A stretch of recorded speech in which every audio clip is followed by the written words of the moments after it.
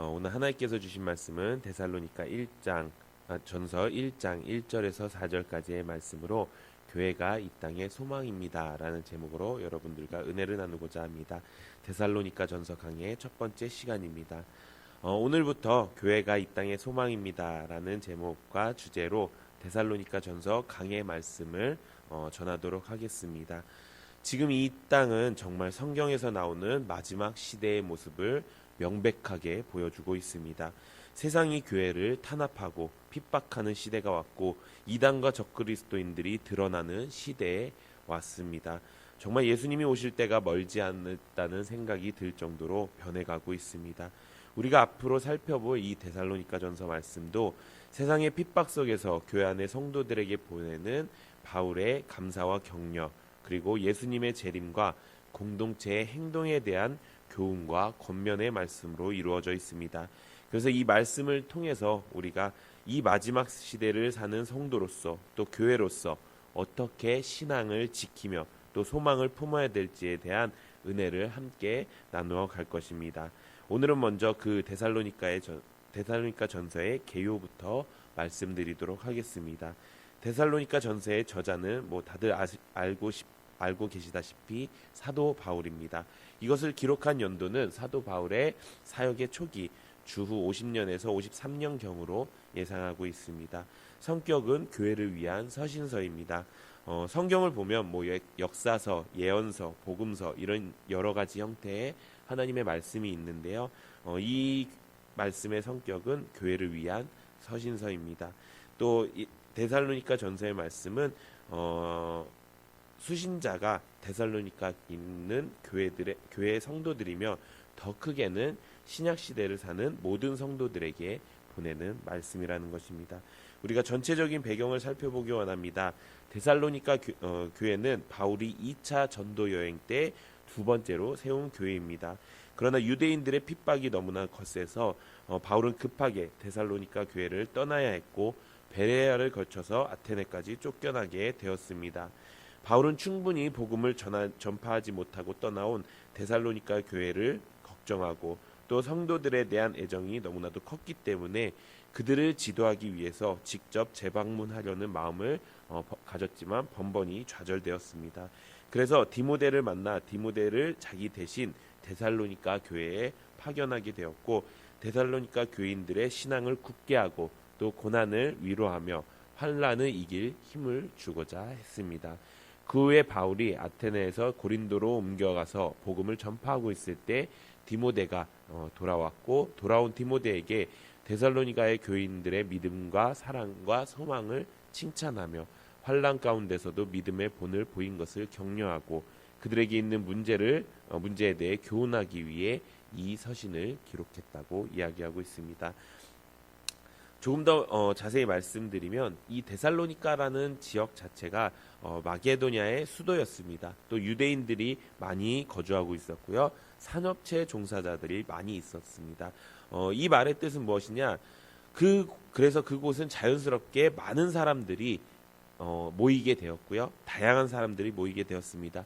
그렇기 때문에 다양한 사람들이 다양한 신앙을 가지고 들어와서 자리를 잡게 되었다는 것입니다. 그것은 뭐냐? 우상 숭배가 팽배했던 곳이란 말씀입니다. 그런 데살로니가에 사도 바울이 세 차례 선교여행 중에 2차 선교여행 때 오게 되었고 한 달 동안 머물면서 그 한 달 동안 세운 교회가 바로 데살로니가 교회라는 것입니다. 이것은 정말 대단한 일이었습니다. 한 달에 걸쳐서 바울이 하나님의 복음을 선포했는데 그곳은 이방인의 도시였고 또 엄청난 우상들이 있었음에도 불구하고 그 하나님의 복음을 듣는 사람들이 말씀을 듣고 돌이켜서 예수를 자신의 구원자로 영접하고 주님의 몸된 교회를 세우게 된 것입니다. 그런 교회가 바로 데살로니가 교회였다는 것입니다. 그 당시 그리스라는 나라는 우상숭배로 가득 찬 나라였습니다. 나라 곳곳에 신전들이 있었고요. 그 신전 안에는 창녀들이 있었습니다.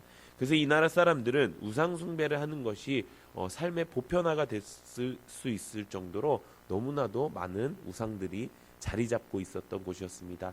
그런데 그곳에 하나님의 복음의 씨앗이 심어지고 그 복음의 씨앗으로 인해 교회가 세워졌고 그 교회 안에 모인 무리들이 예수님을 온전한 나의 주인으로 모시는 엄청난 모험이 있는 그런 성도들이 생겨났다는 것입니다.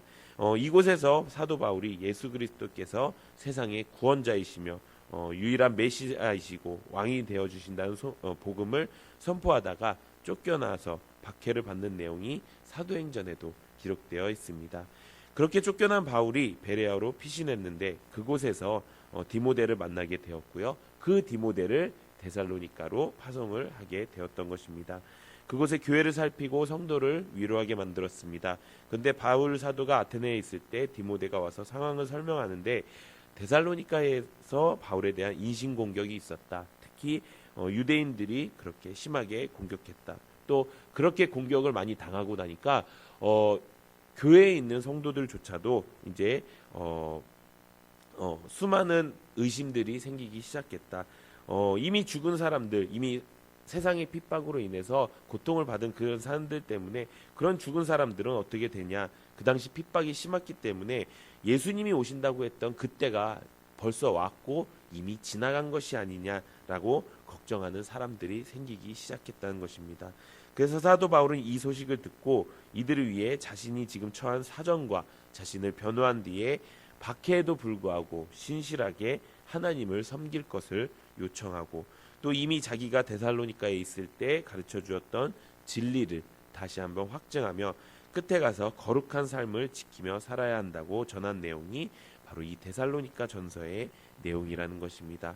그래서 이 데살로니가의 전서의 말씀을 통해 세상의 핍박과 우상 숭배가 가득한 이 세상 속에서 하나님을 믿는 성도들이 교회 안에서 어떻게 변화해야 되며 또 예수님의 재림을 어떻게 준비해야 되는가 우리가 말씀을 통해 은혜를 나눌 예정입니다. 우상 숭배와 세상의 핍박이 가득했던 이 데살로니가에 하나님이 복음이 전포되어졌고요.